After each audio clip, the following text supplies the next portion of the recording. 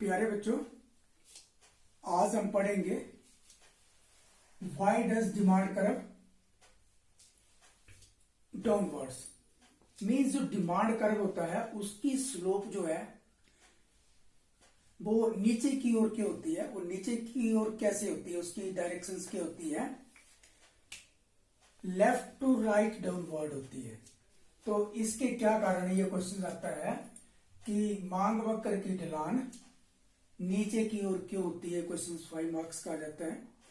और दूसरा क्वेश्चन आता है कि क्या कारण है कि वस्तु की कीमत कम होने पर उसकी मांग बढ़ जाती है। या फिर ऐसा क्वेश्चन आ सकता है कि क्या कारण है कि वस्तु की कीमत में वृद्धि होने पर उसकी जो मांग है वो क्यों कम हो जाती है।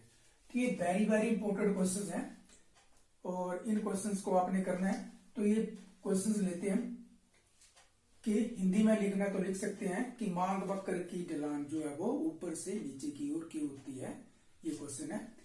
तो देरी न करते हुए चलते हैं। इसके बहुत सारे रीजन है। एक तो आप देखेंगे कि left to right downwards means ये जो आपका ऐसे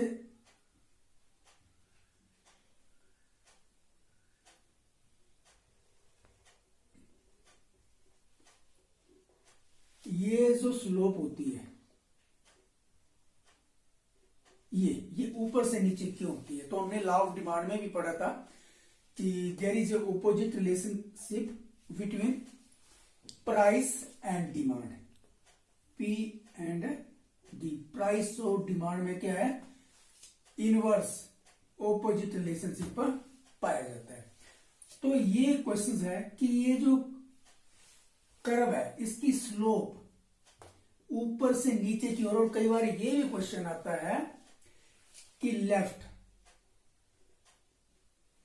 टू राइट, ये नीचे राइट की साइड हो गया ना, राइट की साइड इसकी स्लोप क्यों होती है। तो इसके बहुत सारे रीजन है। तो चलिए हम करते हैं। पहला रीजन क्या है, law of diminishing marginal utility.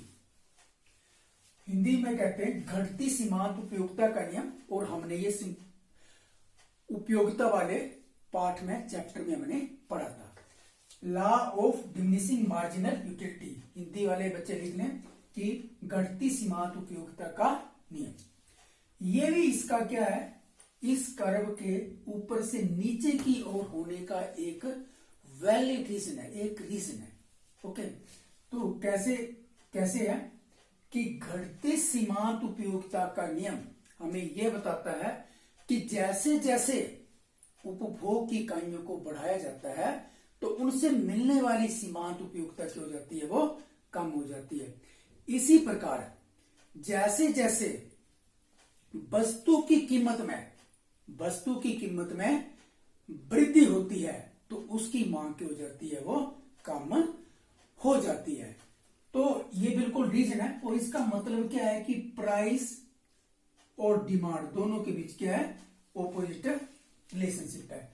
तो आपने लिखना कैसे है, जो आप लिखोगे कि घटती सीमांत उपयोगिता के नियम के अनुसार जैसे जैसे उपभोग की इकाइयों को बढ़ाया जाता है तो उनसे मिलने वाली सीमांत उपयोगिता की हो जाती है, कम हो जाती है।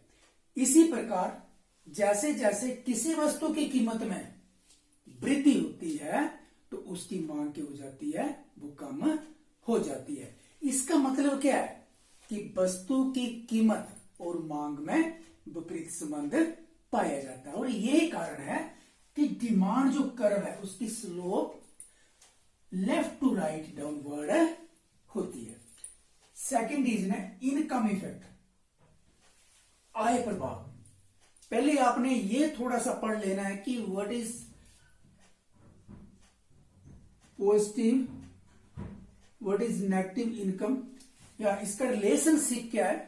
तो जब भी हम इनकम इफेक्ट को देखते हैं इसका मतलब होता है कि अगर उपभोक्ता की आय में वृद्धि होती है तो मांग में क्या हो जाता है, पॉजिटिव का मतलब है कि इसको कोरिलेट करते हैं इनकम और डिमांड से। अगर उपभोक्ता की आय में वृद्धि हो जाती है तो मांग भी बढ़ती है, और अगर उपभोक्ता की आय में कमी होगी तो मांग भी कम होगी। उदाहरण के तौर पर अगर कोई व्यक्ति काम करता है, दिहाड़ी लगाता है, अगर वो 4 दिन उसको काम नहीं मिलेगा तो उसके पास आय नहीं होगी, और जिन वस्तुओं को कंज्यूम करता था उनमें से जो बेसिक है वो करेगा, और बाकी एडिशनल जैसे मीट खाता या फिर मीट खाते होंगे या पनीर खाते होंगे, उनका क्या करेंगे, कंजप्शन क्या कर देंगे, कम कर देंगे, क्योंकि उनकी आय कम हो जाएगी। तो आय प्रभाव का कैसे इफेक्ट पड़ता है? जैसे जैसे उपभोक्ता की आय में परिवर्तन होता है तो एक उपभोक्ता की जो परचेजिंग पावर होती है वो क्या हो जाती है, उसमें भी परिवर्तन होता है। अगर किसी उपभोक्ता की आय में वृद्धि हो जाती है तो मांग क्या करेगा, बढ़ा देगा, है ना। ये पॉजिटिव इफेक्ट हो गई, हमने अभी पढ़ा। अब इसको पॉइंट को डिस्क्राइब कैसे करेंगे, पहले समझ लीजिए कि जैसे किसी उपभोक्ता की आय में परिवर्तन होता है तो उसकी जो मांग है उसमें भी परिवर्तन हो जाता है, लेकिन इसको हम कोरिलेट करेंगे, किससे करेंगे, प्राइस से। किससे करेंगे, प्राइस से, कीमत से।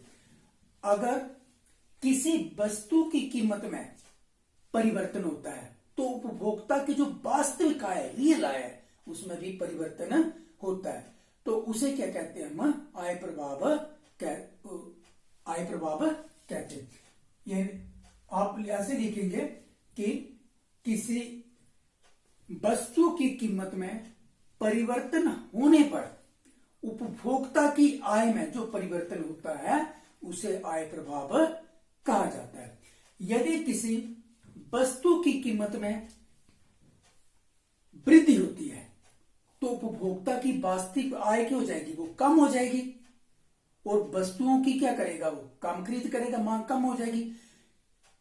और अगर किसी उपभोक्ता की जो आय में कोई परिवर्तन नहीं होता है, लेकिन अगर किसी वस्तु की जो कीमत है वो कीमत की हो जाती है, वो कम हो जाती है, तो उसकी जो वास्तविक आय है, यानी कि उसकी सैलरी में कोई अंतर नहीं पड़ा, उसकी जो रियल इनकम है, रियल परचेजिंग पावर, उसमें क्या हो जाएगी, वृद्धि हो जाएगी, तो वो ज्यादा वस्तुओं को खरीदेगा।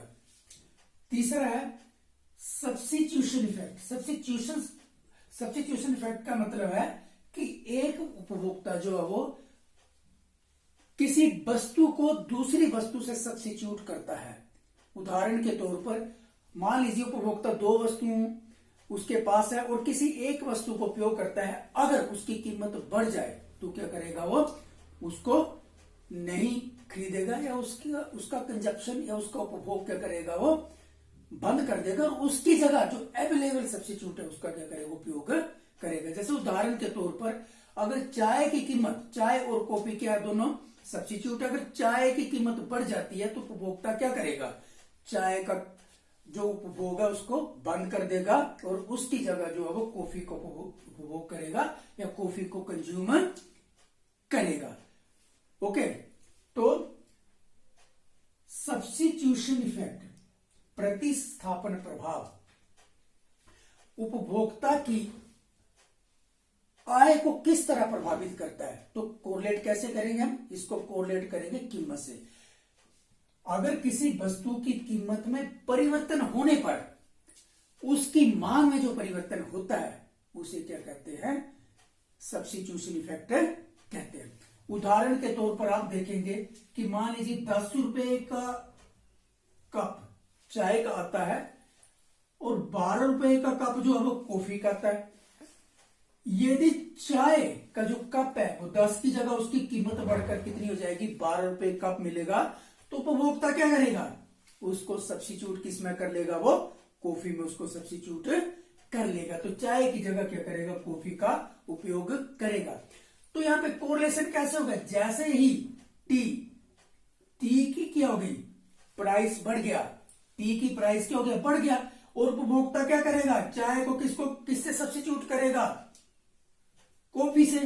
तो इट मींस क्या है कि जैसे ही चाय की कीमत 10 से 12 हो गई, प्राइस बढ़ गया चाय का, तो क्या हो जाएगा, उसकी जो डिमांड है वो क्या हो जाएगी, डिमांड कम हो जाएगी, क्योंकि जो उपभोक्ता जो कंज्यूमर है वो चाय का क्या करेगा, उसका उपभोग नहीं करेगा, उसको सब्स्टिट्यूट कर लेगा, इससे सब्स्टिट्यूट कर लेगा, कॉफी से सब्स्टिट्यूट कर लेगा। नेक्स्ट है आपका size of consumer. Size of consumer का मतलब है कि अगर साइज ऑफ कंज्यूमर मतलब उपभोक्ता, उनका जो आकार है, उनका उपभोक्ता का आकार, उपभोक्ता का जो आकार है उसके कारण भी ये जो मांग वक्र है इसकी ढलान ऋणात्मक होती है। अब देखिए, अगर किसी वस्तु की कीमत, अगर किसी वस्तु की कीमत जो है वो क्या हो जाती है, प्राइस कम हो जाता है। किसी वस्तु की कीमत जो प्राइस है वो प्राइस कम हो जाता है, तो जो लोग उस वस्तु को तो उसमें जो लोग उस वस्तु का उपभोग नहीं करते हैं तो वो भी उस वस्तु को उपभोग करने शुरू हो जाएंगे। क्यों? क्योंकि उस वस्तु की जो कीमत है वो कम हो गई है। पहले उनके पास इतने पैसे नहीं होते थे कि उस वस्तु को उपभोग कर सके, उस वस्तु को खरीद सके। तो क्या हो गया, प्राइस क्या हो गया, प्राइस कम हो गया और उसकी डिमांड जो है वो डिमांड क्या हो गई, ज्यादा हो गई। तो इसका ये भी रीजन है कि जो उपभोक्ता का आकार है उसके कारण भी जो मांग वक्र का ढलान है वो ऊपर से नीचे की ओर होता है। एक बार दोबारा समझ लेंगे आप इसको, अगर आपने लिखना है तो उपभोक्ता का आकार जो हेडिंग होगा, आगे आप लिखेंगे उपभोक्ता के आकार में वस्तु की कीमत में कमी होने के कारण वृद्धि होती है। उदाहरण के तौर पर मान लीजिए किसी वस्तु की कीमत में कमी होती है और जो उपभोक्ता पहले उस वस्तु को उपभोग नहीं कर रहे हैं वो भी उस वस्तु को उपभोग करने लग जाते हैं।